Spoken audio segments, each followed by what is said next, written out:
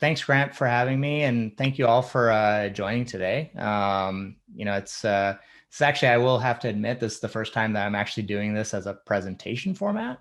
But I'm looking forward to kind of answering your questions and hopefully giving you a little taste of at least my world where, we talk about bits and bytes and how things actually get paid for.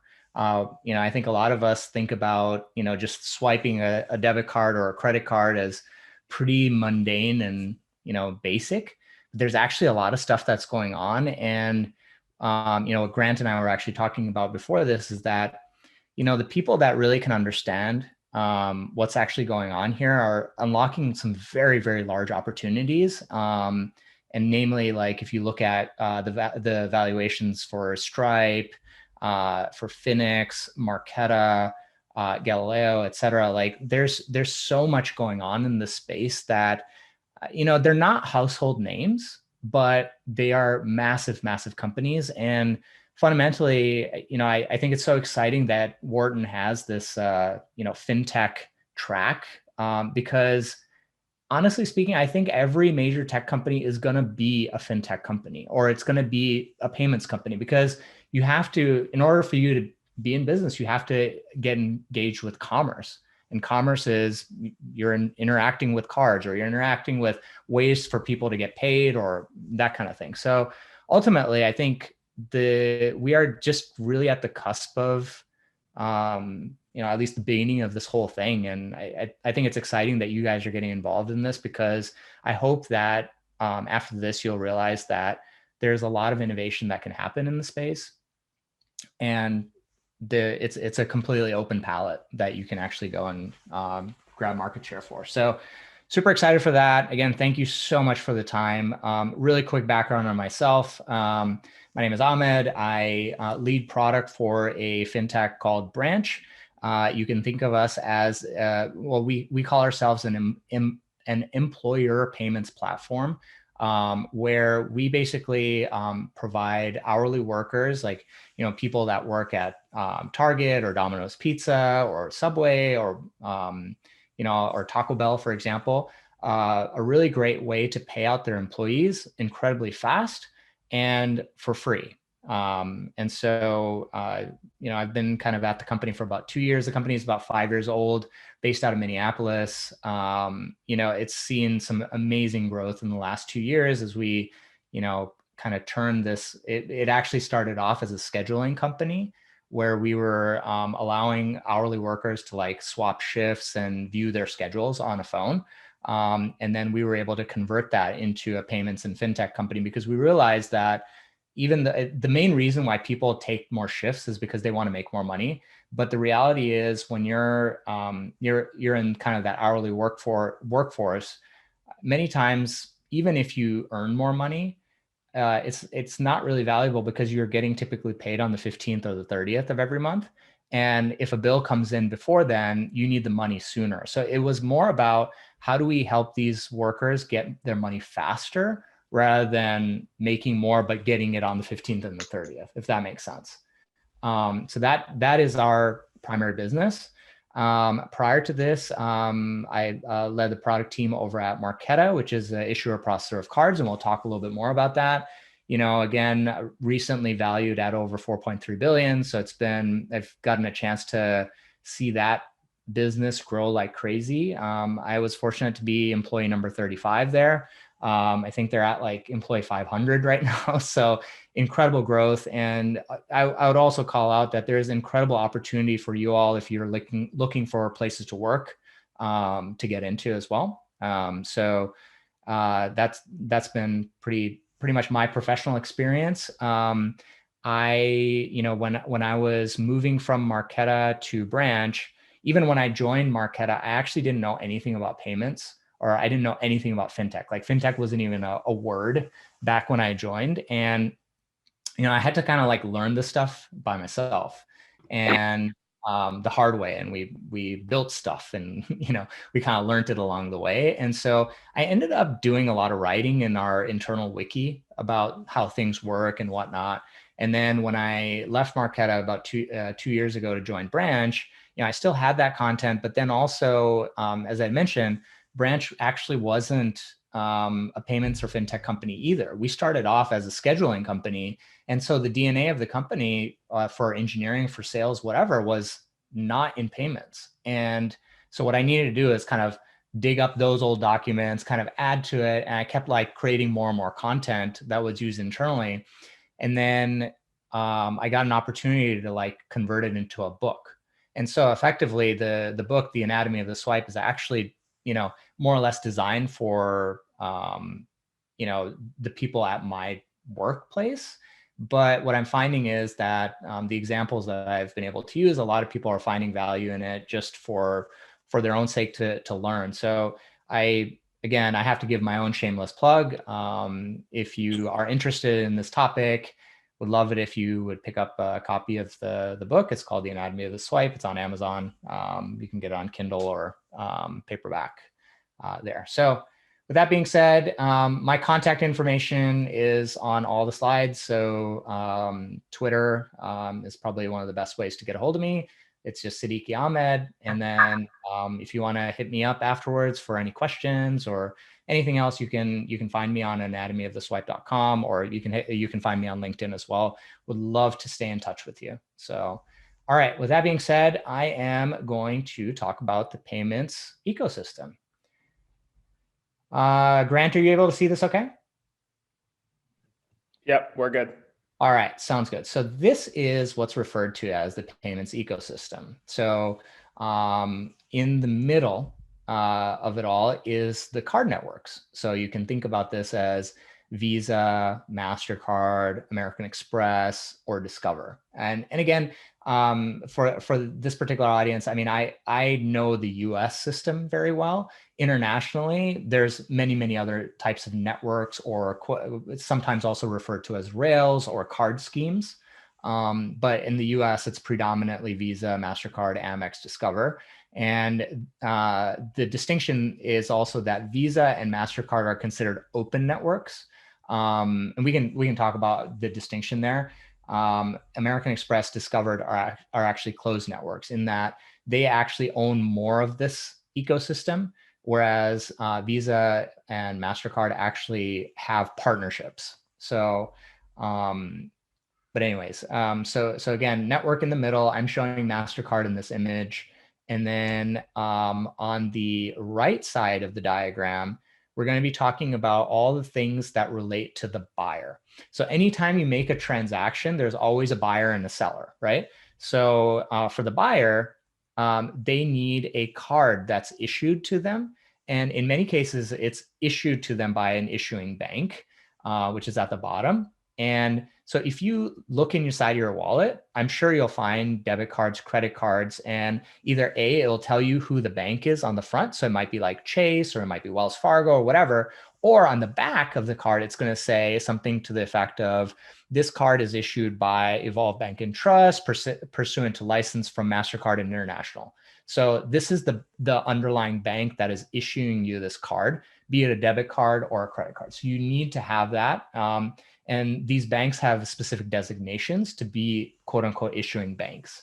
So they will issue you a card, and then all of your transactions and your like balance and all of that is managed by the issuer processor.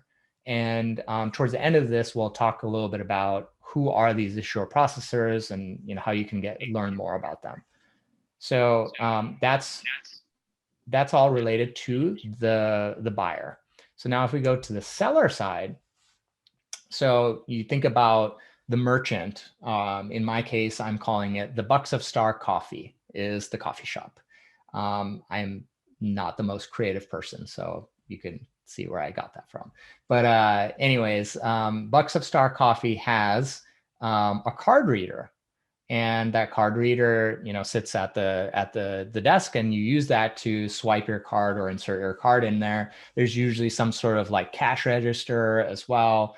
And they have a connection to what's referred to as the acquirer processor. And so Bucks of Star actually has a bank account with a acquiring bank where all of this money goes into. And that's referred to as an acquiring bank. And there's a processor that actually processes the transaction. So to better kind of illustrate this, I wanted to talk through an example. So this is Emmett. He's the younger, better looking version of me. And I love coffee. More specifically, I love mochas from Bucks of Star Coffee. And so, every morning, I'm going to the San Francisco Ferry Building to pick up my cup of coffee from Bucks of Star Coffee. And when I walk in, I ask for a mocha, and the barista says it'll be $4.75. So great. What I do is I will pull out my debit card. That's actually issued to me by Money Bin Bank. And I will go ahead and insert it into the card reader. So there's 3 modes that you can actually pay, right? Number 1 is you can swipe the card by swiping it. When you insert it into the card reader, it's referred to as dipping your card. And then you also can use your Apple Pay or Google Pay to tap to pay. And some of the cards will actually have the little, has a little wavy symbol for NFC. So you can even tap the card on the terminal. So Emmett here is dipping his card into the card reader. And what happens there is, it's doing the step of what's referred to as authorization. So it will actually send some information to its acquirer processor. So it's saying, hey, I've got this transaction from Emmett. His card number is blah, blah, blah. He is asking to spend $4.75. Can you relay this over through the network? So the acquirer processor then gets this information, and it sees that the card number starts with a 5. So when something starts with a 5, it knows that it's a MasterCard. So if you look inside your wallet, if you see a card that starts with a 4, it's typically a Visa. If it starts with a 5, it's MasterCard. And then I don't actually remember what Amex and Discover are, but each card network has a specific number. And then each card will have an issuing bank. So what's happening here is that the card reader is sending all this data over to the acquirer processor. Acquirer processor says, cool, this is a MasterCard, and it's issued by Money Bin Bank. So I'm going to start doing some routing. So what it does is it calls up MasterCard, and then MasterCard picks up and says, hey, what do you want? And all the while, Emmett is sitting there just kind of watching the card terminal sit there, and it says authorizing, right? So the card terminal is sending all this data over to the acquirer processor, who then relays it over to the card network. So it's asking a few questions. Number 1, is Emmett bank with Money Bin Bank? Is his card active? Does he have enough money? Is he allowed to spend money at the Bucks of Star Coffee? And does this transaction look fraudulent, or is there any flag that could cause problems? So the acquirer processor gets this info, he's relaying it over to MasterCard. MasterCard then takes the same information and then passes it over to the issuer processor, which is the other side. Remember, the issuer processor is dealing with the buyer's side of the equation. And the issuer processor gets this. In my image, it's depicted as the cloud with the mustache and the monocle. The acquirer processor is the happy, smiling, cute face cloud. So, all right. So the issuer processor, monocle cloud guy, is checking a few things. So he goes ahead and checks off that, yep, he does belong to Money Bin Bank. Card is active. He's got enough money. And yes, he's actually allowed to spend at this location, right? So then there is a big high five that happens. So, issuer processor says approved to MasterCard. MasterCard then passes the message to the acquirer processor then passes it to the terminal. And then finally for Emmett, he's got the approved thumbs up at the terminal. He goes ahead and adds a $1 tip, and boom, he's got his coffee. So again, it seems like a lot of work, but to him, he was just sitting there waiting for the terminal to turn to approved. And what's interesting is that all this roundabout handshake is happening all within 3 seconds. So, I mean, to a lot of us, sometimes we're just like, okay, come on, when is this thing going to get done? But as you can see, there's actually a lot of back and forth that's happening all within that 3 seconds. And so that fundamentally is the core of all card-based transactions. And what ends up happening is that it basically is putting a hold on Emmett's bank account for the $4.75. So he can't spend it again. So that's actually how the transaction happens. But then the question becomes, like, for all this work, who's getting paid, right? And the one thing is that Bucks of Star Coffee, while it does accept cash, the reality is that I think all of us in this room can agree that we probably use our cards more than we use cash. And merchants know this, and they're like, you know what, for me to be able to accept a card, I'm actually willing to pay something for that. And that's actually what's broken up in this diagram here. Again, if you think about the motivations, the motivation of the seller is, I want to try to sell more. And to do that, I'm willing to make or pay a fee to be able to actually accept various different kinds of cards, right? Anyways, if we look at this breakdown, this is my Mocha example. You know, the item was $4.75 with a $1 tip, right? So what happens is that the network, if we start at the froth at the top, I'm just using 1% as a very like rough numbers just to illustrate an example. It's not really 1%. All these fees, like they're very, very complicated rate tables that figure out what these fees are depending on like, did you do the transaction in person or did you do it online? What kind of card do you have? Is it a premium card? Is it a standard card? Is it a debit card? Is it a credit card? The pricing for all this interchange rate table, it's almost 400 pages long just to figure this out. So the examples that I'm presenting to you is purely for example's sake, like don't take it as gospel because these rates change a lot. So anyways, MasterCard being the network, you know, decides to take 1% off the top. So it takes 6 cents. It leaves $4.63 for the Bucks of Star, which is the merchant. Think about this as like the milk inside of a mocha, right? So the bulk of it is actually the milk. And then you've got the $1, which goes to the barista for the tip.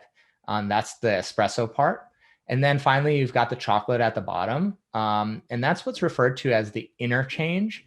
And in this example, I'm also just calling it at 1%. And that money actually goes directly to the issuing bank. So whoever issued you the card is actually making revenue off of this. So if we kind of take a step back here, the merchant is willing to pay a fee because they want to be able to accept all types of payments. And the issuing bank who gets you a card actually makes money every time that you swipe. So you can also think about it as the issuing bank is kind of like a marketing vehicle for this product, which is a piece of plastic that allows you to transact at any merchant. So that is kind of the main breakdown of what's happening and where the kind of like money flows are. What's great about this is, you know, the network is able to take a little bit of money because it's just shuttling data across. And then the issuing bank is making good money by getting cards distributed. So think about, well, what about the card reader and the acquirer? Well, what happens is that the merchant is actually billed after the fact for this. And it could be some flat rate. So like if you look at some of the websites, I think Square and Stripe, they're kind of at like, they'll charge 2.9% plus 30 cents. Like that's part of that conversation. And so they can go ahead and charge whatever they want after the fact. So this isn't just everything. So with that being said, I wanted to walk through some company examples for you guys. So that you can kind of see who's playing in this space. And so especially if you're looking to, you know, find a job in the space, at least you know where to start from. So I'm going to start on the right side, which is the issuer side that, frankly speaking, I mean, this is the side that I know the best. The other side I know a little bit about, but this is the one that I have more expertise in. So the issuer processor, again, is think about it as like the infrastructure that allows you to create cards. It allows you to be able to transact using a card. It manages your balance, etc. So this particular industry, like, it hadn't changed in a very, very long time. It probably has not seen any real innovation. Marqeta is about 10 years old right now. It basically did not see any sort of innovation for like decades. And so all of the big banks, they basically have some processor that they've been using, and they just keep using it because it works, but there hasn't been anything that new. So the transaction flow that I showed you is a very like basic transaction flow that everybody can do. It's just checking if you have enough money in the account. Are you allowed to use the card? Is there any basic fraud rules? And that's about it. But the newer players that are in the market, which is like Marqeta, Stripe Issuing just recently got in this as well in the last few years. You have Galileo, who actually ends up powering a lot of the neobanks. When you talk about challenger banks like Varo, Chime, Moneyline, et cetera, most of those are actually powered by Galileo. Marqeta powers, so I'm actually a customer of Marqeta now. So it powers Branch, it powers Square's Cash App as well. And those are kind of the more consumer brands, but it also powers cards for the DoorDash drivers. It powers cards for Instacart drivers so that they can use a specific card to pay for your order. So the example that I'll give you is, you put in an order for $25 to DoorDash, you go ahead and pay on the DoorDash app, but then DoorDash needs to go to the restaurant and actually pay the merchant. So what they'll do is the driver will actually have a Marqeta DoorDash branded card, and they'll go ahead and swipe that card to pay for your meal.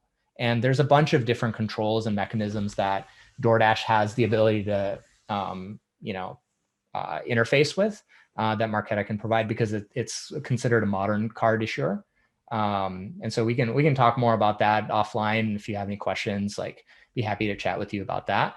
And then one of the other processors is I2C. So again, these are issuer processors that I would say that these are probably more of the modern issuer processors. The sort of legacy ones you'd say is like FIS or TSYS, WEX, that kind of thing. So there's plenty of those out there as well. But again, I just want to list off what is sort of new.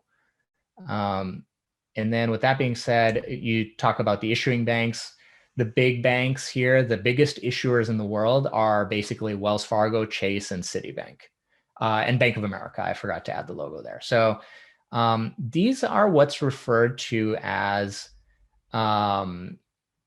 regulated banks. And there's a amendment called the Durbin Amendment that basically limits the amount of interchange that they can earn per swipe. And the reason for that is that they felt like this rule would help bring prices down for consumers, because obviously, when I'm buying this coffee at Bucks of Star Coffee, the coffee shop is baking in this cost of processing into the cost of the coffee. And so the idea was, well, if we limit the interchange being given out to these big banks, would the merchants actually bring the prices down for the consumers? And the reality is, like, I don't know what the evidence is here, but in my personal view, I don't think that if everybody decided to go with the lower interchange, would Starbucks actually like bring their prices down? I don't think so. So anyways, those are what's referred to as regulated banks. But then you've got another set of banks that are referred to as unregulated banks. And a lot of these are kind of like regional banks. So examples here is the Bancorp. We've got Evolve Bank and Trust, which is based out of Memphis. They're great partners of ours at Branch. And then we've got Sutton Bank, who I've worked with in the past, also a wonderful partner. These banks are referred to as unregulated. So what that means is the interchange rates typically that these guys can command are higher. And a lot of times these are the banks that are under the hood for, or referred to as the sponsor banks for the neobanks. So the neobanks like Chime and Varo is a different story. They actually did receive a full banking license, but Chime, for example, is actually sitting on top of Bancorp, and then there's another bank that they sit on top of, where they actually are able to get higher interchange rates, and therefore that's actually where they make most of their money. And so Chime, and another example is Branch, is that the way that they make money is that every time that they give a debit card out to somebody and they swipe it, they earn a percentage of that transaction, and the interchange rate is higher than if you were, let's say under the hood banking with Chase, because they're considered regulated. So that's kind of the difference. And so reason why I'm calling out Branch and Chime is that they're actually referred to as a program manager. And then they have an issuing bank under the hood. So if you have a bank account with Chime, it'll say on the back, this card is issued by Bancorp, for example. And it won't say this is issued by Chime, because Chime is actually not a bank, and neither is Branch. So that's the buyer side. And then on the seller side, you have the acquire processor, and we'll get into that one, but you talk about the tools for you to be able to accept a payment. And some of the best examples of this, the example that I'm showing here is the Square register. The Square is what's referred to as a payments facilitator. And so they offer hardware, they offer software for you to be able to accept payments. And then also they provide a whole suite of other things for your business. So they offer things like credit lines. They will offer you inventory management. You've got a time clock for your people to punch in and out, et cetera. So what they're doing is they're effectively building this whole suite of products so that you can run your business and be able to accept payments, right? So you've got Square. And then on the virtual side, if you've got a website, everybody thinks about Stripe. And so, you have a little website that you sell something on, and you need to be able to accept payments. You can integrate Stripe in there and be able to accept payments. One of the newer comers that I think is really fascinating is a company called Finix that I think many of you have also heard of. Also a hot company.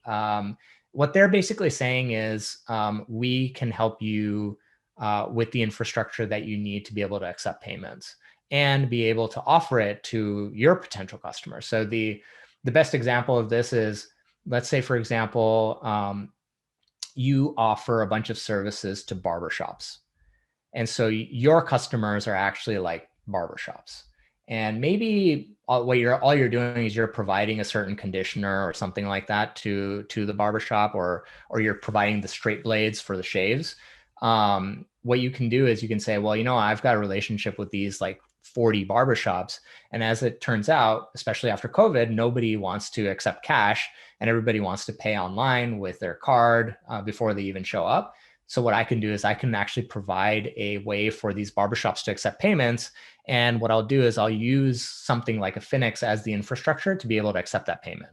And so I think that's a pretty fascinating model. And especially in large marketplaces, I think there is a lot of room where you can provide really niche and interesting payment experiences for specific industries. You could say, all right, I provide payment solutions for the yoga instructor industry, for example. So that's what that is.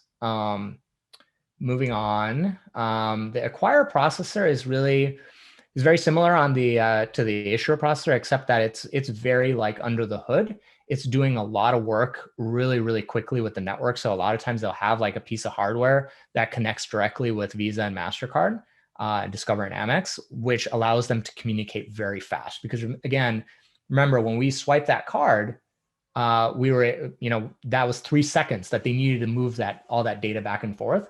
And so that's what the acquire processor is. So some of the biggest acquire processors, Chase Payment Tech, Wells Fargo, WorldPay by FIS. And then one of the newcomers that you should look into is a company called TabaPay. And so they are what I would refer to as a modern acquire processor. So that's the ecosystem. There's a lot of logos here, right? So I think there's a lot of opportunities for you to see that, well, number one, there are there's a ton of innovation happening in the space. There are a ton of really, really amazing companies that are coming out of there. And again, we are only talking about the bare bones basics. There is like a whole like industry that's all around this for like things like trying to figure out fraud, being able to onboard people quickly, all the hardware that goes into actually like accepting cards. Cards by themselves are actually getting really interesting, right? Like it used to be a physical plastic in your wallet, but now it's on your watch, it's on your iPhone, it's on your Android phone. You can tap to pay. I think, especially like I think tap to pay and Apple Pay, Google Pay really got a big bump, definitely post COVID because nobody wanted to touch the terminals, right? Like you don't want to touch the terminal and have to insert a card in and put in a PIN or accept yes. Like this allows you to be able to pay without ever having to touch the terminal. And it's a pretty awesome way to pay.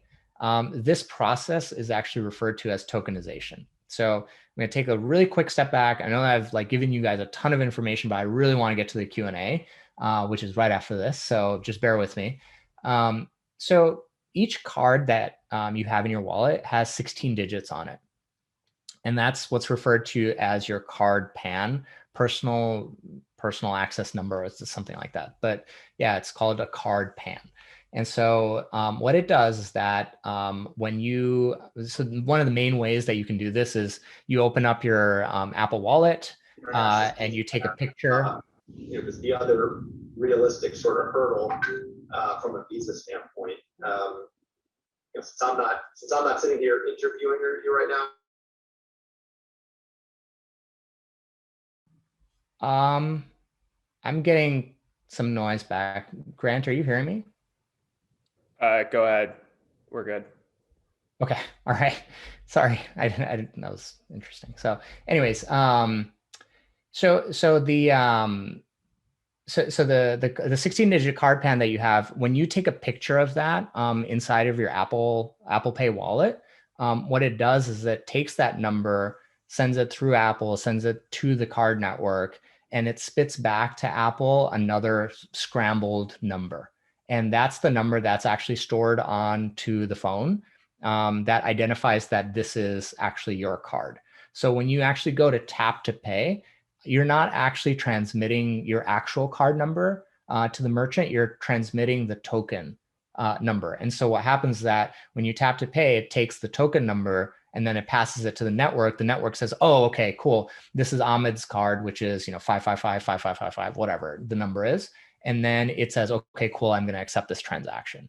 And so sometimes what you see is on your account statements for your credit card, you might actually see there that you've got your actual physical card number and all the swipes you did with it. And then you might see another card number, which technically is your token if you're using it also as a way to tap and pay. So this is, it's a pretty revolutionary thing, I think, because again, it gets us away from physical plastic. The other major innovation that's happening is if you look at the Apple credit card, it actually doesn't have any numbers on it. And so what they're even saying is the card number itself, because it's visible, is actually not very secure. But when it actually shows up on the device, it's actually really, really secure because nobody can actually like write it down and use it. And so I think the industry is really trying to shift here. And I think it's going to open up a lot of payment opportunities because you don't need to physically be at a machine to like insert a card and go. Like you might be able to do it from a little bit far away as well. So I think it's going to open up a lot of opportunities. And the other thing too is from a checkout perspective. I don't know if you've used either the Uber or the Lyft or the DoorDash apps, but in the checkout process, you can say pay with Apple Pay. And that experience, it's so amazing because you don't have to key in anything. Like literally you just say pay with Apple Pay, poof, it works. And so from a checkout experience, it's wonderful because the last thing I have to worry about is like, I'm trying to order food and then I have to run downstairs to actually pick up my wallet and then key in my card number. So I think it's going to open up a lot of doors for us. And in the US, I think the adoption is going to continue to increase. So With that being said, thank you for listening to me.